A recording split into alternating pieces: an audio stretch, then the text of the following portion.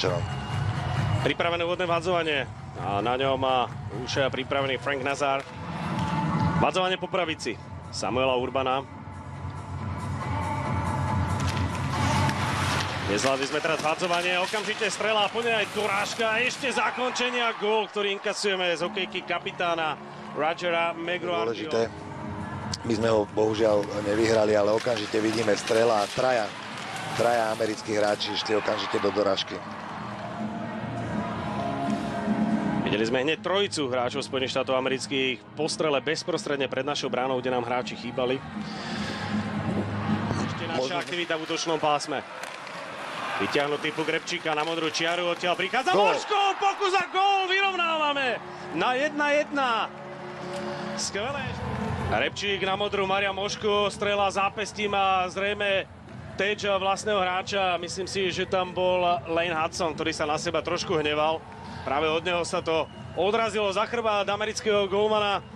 Vyrovnávame na 1-1, veľmi dôležitý okamih.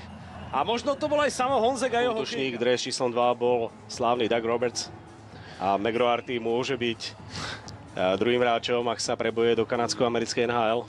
Čo z NCAA nie je až taký problém. Sa vracia do zostavy. Ale teraz vidíme aj amerického hráča, ktorý si urobil v našom pásme, čo len chcel. Môžeme teraz... Prešiel do nášho útočného pásma a dá sa povedať poľahky si poradil s dvomi našimi hráčmi. Tak nie je Seamus Casey, ale obránca Zé Bujum. Nádherne vnikol do pásma spoza hráčov, ale aj tam mal kontakt s našim brankárom po súboji s Pišojom. Myslím si, že toto naši tréneri dostanú okamžite do vysielačky, či majú brať challenge alebo nemajú. Kontakt tam jednoznačne bol, ale či bol zavinený. Ale nášmu brankárovi bereme challenge a myslím si, že extraligy ste si ako komentátori neboli istí, či bude uznaný gól alebo nebude uznaný gól, čiže tu môžeme my len polemizovať a rozhodnuté je na arbitroch. After video review, the call on the ice stands. We have a good goal. Gól, arbitri puk na Urbán, opäť skvelé a ďalší puk pred našu bránu.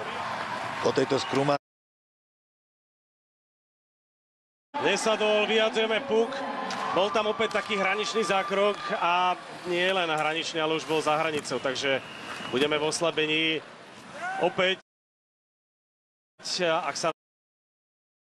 Ale výborná práca pred bránou. Honzek, Mišiak, vidíme, že išli do toho, nebali sa tam, snažili sa prepasírovať puk za bránkovú čiaru. Toto je cesta, ako by sme mohli opäť streliť gól Američanom. Výborná práca obidvoch chalanov. Ale dá sa povedať celej petice. A ostáva odohrať minútu a 40 sekúnd. Toto bol zákrok na 2 minúty. Možno aj kolenom. Uvidíme. Jednoznačne išlo o faul, ale ak išlo o nejaký faul kolenom, mali by to ísť arbitri ešte pozrieť a prípadne... No jasné, koleno, to je... Ja si myslím, že toto je... A idú si to aj pozrieť, to je dôležité. Že toto je zákrok na 5 minút. Tak dúfajme, že tentokrát to nebude trenérska výzva, pri ktorej sme úspešní neboli, ale tentokrát tá iniciatíva je na strane. Tak. Toto nie je dobrý pohľad.